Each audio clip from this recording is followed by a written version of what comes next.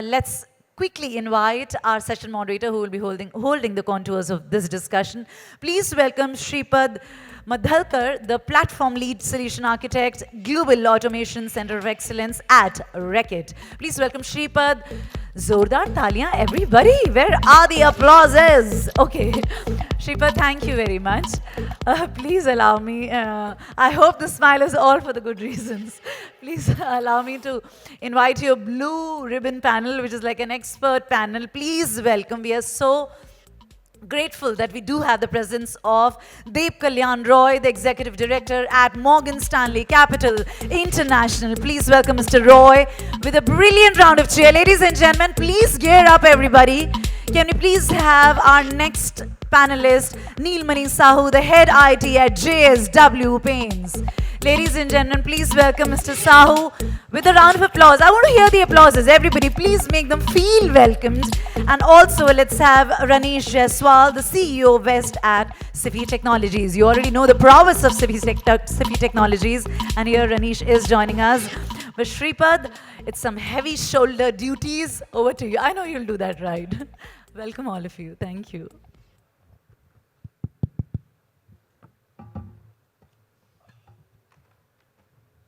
Good afternoon, everyone. I think we're offset to lunch now. Stomach's growling. Same for me. But let's wrap it up quick. Quite a big topic to talk about. I am Sripad. I am the platform lead for Reckitt, and I look after the entire global automation COE. And with this, I'm thrilled to moderate today's discussion. Before doing the context setting, I would like to acknowledge the significant challenges that most enterprises are of late facing. Digital transformation has accelerated so much that it's rapidly putting pressure on individuals as us, as well as the infrastructure team in cloud, to go ahead and scale rapidly, but not at the cost of security, availability, as well as the performance not being compromised. Whilst we talk about this, let's double-click further. Enterprises are grappling key challenges like resource scalability. We've been always asked to go ahead and provision VM for me or get me a cloud space, but that too at a faster rate, but you cannot overspend and you cannot over-provision. The other bit is performance consistency. You always want your applications to run faster, and that too during your peak loads. Then comes your governance, and this is where we awesomely get struck by the regulatory requirements, security requirements, and on top of it, we have operational complexities, where you have to manage distributed systems across hybrid and multi-cloud environments. And these are the key challenges that we also are facing, and that's where we bring in automation and observability as a game changer for us. Now, what does automation do? You all know about it. I just want to touch base. It's simplifying operations, reducing manual workloads, and delivering your processes consistently at scale. What does observability do? It gets you into your system health, tells you what's the problem through your alerts, logs, and your various matrices. And with this, it goes ahead and gets your operational resilience enhanced and also creates room for innovation, which allows the C-suite to make a proper decision making. Now, whilst I have talked about this in my role at Reckitt, I have been having a privilege of seeing all these automation initiatives which are been driving these issues and these challenges to a successful outcome. Now, the strategic use of automation and observability has been implied in Reckitt, and that's been enabling us to scale infrastructure along with our existing governance and security. Reckitt being part of CPG, we are looking at higher standards to be looked at because a lot of PI data comes into play, and that's where even in cloud ecosystems, for us security is an epitome to be looked at. Now, for me, automation and observability is a critical pillar, because that will go ahead and enhance my enterprise resilience and will also enable me to deliver innovation. Now, while this context is in mind, let's look forward to the esteemed panelists sitting over here. I have given my views over here, my thoughts, but let's understand from them what do they think about automation, observability, and what are their key views in their own companies and how they're managing that. Yeah. With this, my first question would be to Deb. Okay. Hey, Sripad. Deb, given your extensive experience, I've just had a chat with you. I think there are lots of wisdom drops that you could push it over here so that the entire audience over here would understand how you are looking at it. And that's where, how would you balance the demand of scaling infrastructure with ensuring consistent performance and security in multi-cloud environments? And according to you, what does the role of observability play over here?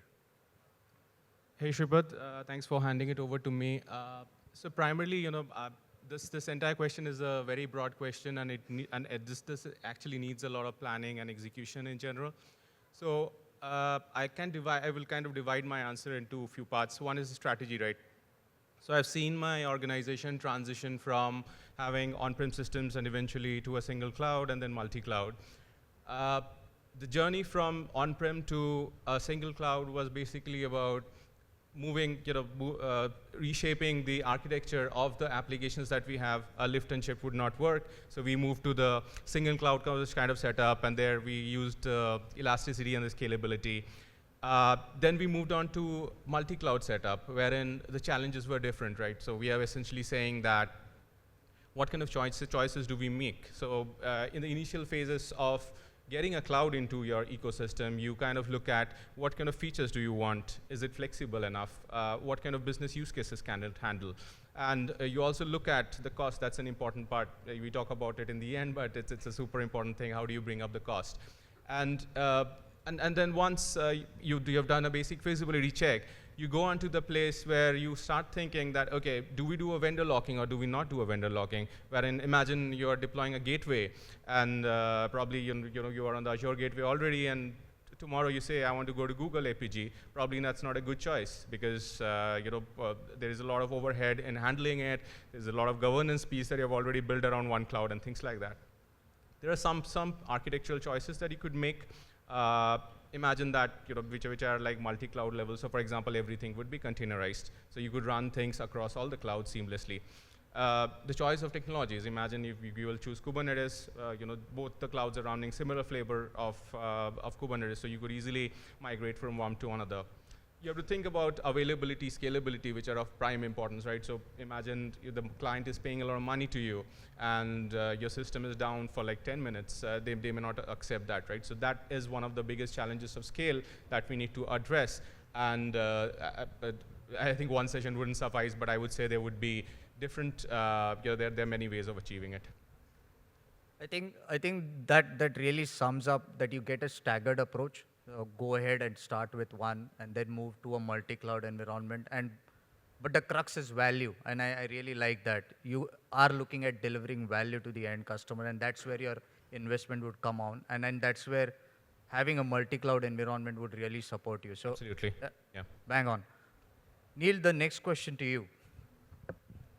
What, according to you, are key considerations when you want to integrate automation into cloud-native applications?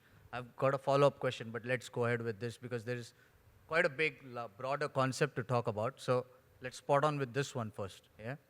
Yeah. A very good afternoon to all. I think you just reminded us that we are just before lunch, and you are having follow-up questions and broader questions. Anyways, let me try and give my best before the lunch hours. So I think, for us, the key consideration that has to be there as far as the automation goes is the business objective. What is the objective that we are going for? Because we are sort of a hybrid multi-cloud ecosystem, and we all understand the complexities versus something is directly natively on cloud. It's slightly simple and easier, but when you have a hybrid multi-cloud environment and you have ecosystems all around, that becomes seriously complex. So coming to your point of what is the key consideration, with this given ecosystem, the first consideration is, as I told you, is first seeing the business objective. Are we trying to solve the problem for cost? We're trying to bring down the cost. Are we trying to save revenue? If something don't need a downtime, and can we have the downtime and have a loss in revenue? So that could be another objective, or it could be compliance. So keeping this objective in mind, I think the first consideration is identifying what the objective is. Say the objective is, say I would like to not waste my, save my revenue rather by not getting into downtime. The second consideration would be in that case is the processes and the workflow that we are having. So if the process, manual process of doing this upgrade in our ecosystem would take around, in hours, then against that, if you have an automation that would get done in minutes, it could be 10 minutes, 15 minutes time. So these are the two consideration, and then thirdly, whenever you do something, you start doing it in small parts, and the next part comes to you is the scalability. So how do you scale it up? Can you go from a 5-pod to a 50-pod for taking care of this entire implementation thing? So these are the three considerations that I would say that we normally keep in mind when we try to get into something like this. Quite a resounding answer, because if you don't know what your objective is, then you cannot automate it. And if you're thinking of automating, then for sure you're going to evaporate because you don't know what's your end goal. Fantastic. Now that you have got automation in place, now this is quite a banger one. Could you tell me, how would you ensure that automation doesn't compromise the reliability and performance of your systems? Okay. I think Sripad also, sorry, Deb mentioned, sorry for that. So it's before lunch things. So Deb also mentioned things about observability. So that is the first thing that you have to do when you get into automation. So we want a disruption in a positive way, in a constructive way, not in a very negative way. So it should not sound that, okay, the development is done, but then it has started tanking and there are issues around it. The first thing is proactively observing what's happening in the ecosystem when the development has actually got into thing. And I think there are tools like Prothemus, or these tools can give a before and after this development deployment that has happened. So if the latency was, say, somewhere around about 500 millisecond, and with this modification, has this brought the latency down, or it has taken up? What can we do around it? So a proactive approach definitely helps as far as the observability goes. And I think second thing is ensuring performance. For ensuring performance, the thing has to be done in a very incremental pace. So, it cannot be rolled out, it cannot be a big bang. It has to be to one unit or one region, and then you test it, and then if you find a bug, which would have taken up 15 minutes time, it's impacting only that much area. So you only focus on that area and take care of it, and then subsequently you incrementally then scale it out accordingly. So I think these are the two considerations as far as the performance and observability is concerned. Quite an important takeaway from what Neil mentioned. When you're automating, you need to have your observability also go hand in hand, is because when you're delivering something as an automation, and if the application is really not delivering value or is cranking up, then you need to get your alerts and logs in place so that the automation itself should not break the entire application. But at the same time, he's also concluding that if you get these two hand in hand, I think you've got the best game changer out over there. I hope that's what was the conclusion. Fantastic. Now moving on to Mr. Jaiswal, and this is something in your domain, okay? Quite a relevant question, and I think you as an expert would advise us. How would you give the organization just the beginning that they are going ahead with their journey towards optimizing cloud ecosystems, and what's your advice to meet that enterprise resilience, if that was the take? Yeah, thank you, Shri. So, good afternoon, everyone. Very simple. While it looks pretty complex to move into cloud, but simple things, what I always mention to everyone is, first is paperwork is very important. So when I say paperwork, first is to understand what is the current state of your systems and applications. There would be a situation that an application, which is a core application to your business, may not be cloud ready. And that application landscape could be 1.5 years, 2 years to make it cloud ready. Assume that is a situation. Then it is the right time for you to start planning your cloud journey, So first is, let's understand what is the state of the organization today. And one has to be realistic here, because many times we live in denial. And living in denial causes bigger problems in long term than the short term. The second thing one has to, or organization has to also look at, is what is the objective of you moving into public cloud, or maybe private cloud, or keeping everything in silos in on-prem. The objective should not start with saving cost. I'm just saying this again. The objective should not start with saving cost, because that is something which is towards the end. Objective has to be something different.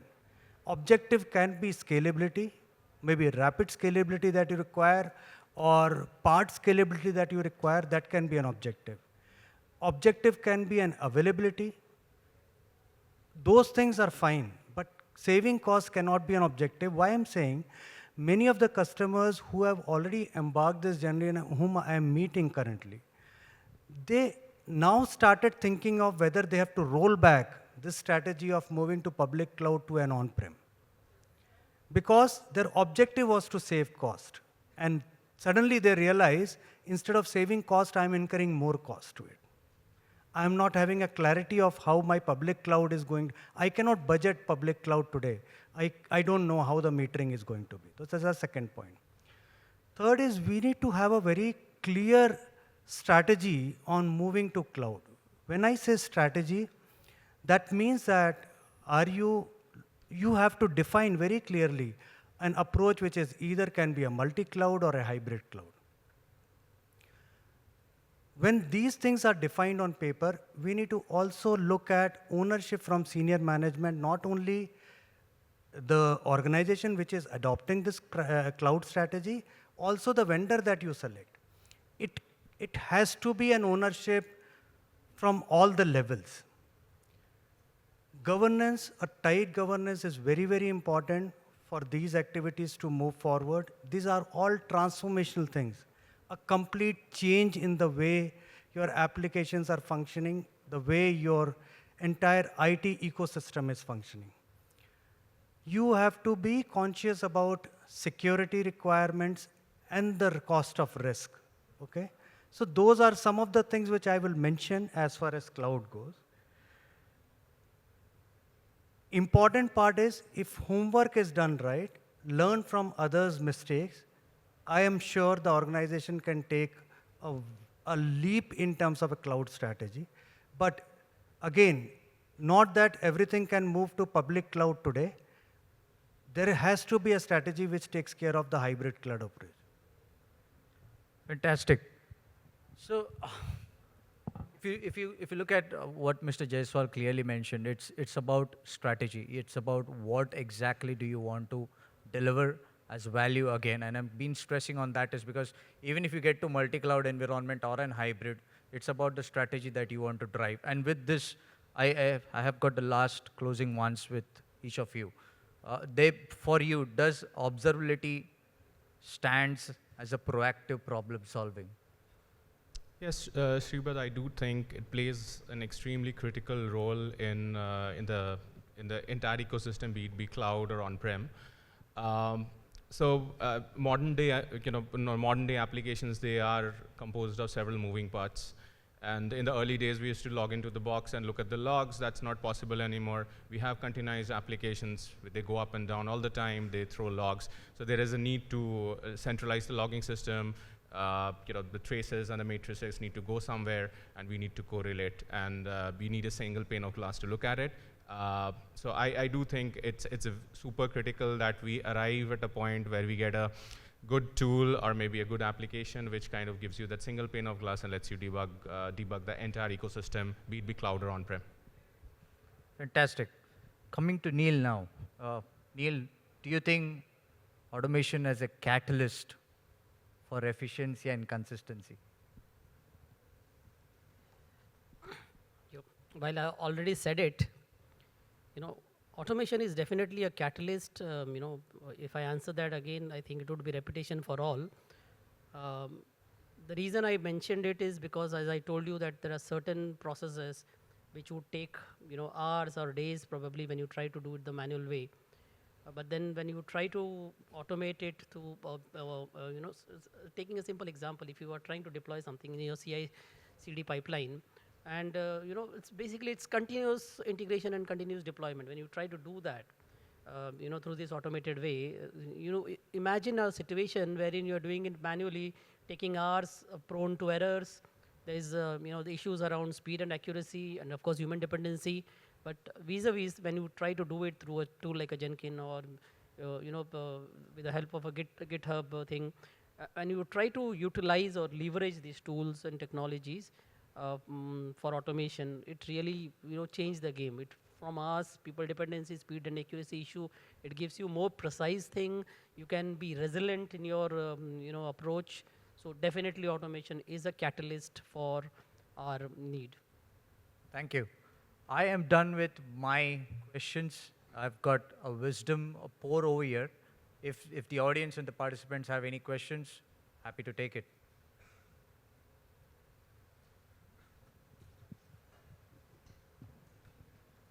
So one thing to observability that they've mentioned, I would like to put across to the audience here. We have developed an interface or a platform which takes feeds from all the monitoring tools of yours, whether it is an application performance monitoring or maybe infrastructure monitoring tools. Those tools will give the feed. This is again AI ML powered system. Now, this particular application will help you understand when is your application likely to go down. So this is what I'm talking about, predictability. This will help you understand when is that particular switch will go down. Or third is, when is that network possibility of going down, right? So those predictability can be measured with these kind of, or can be triggered to the people with these kind of predictive, AI-based predictive applications which will help you in terms of observability. This will meet to the point what Neil mentioned about business objectives. Yeah, thank you.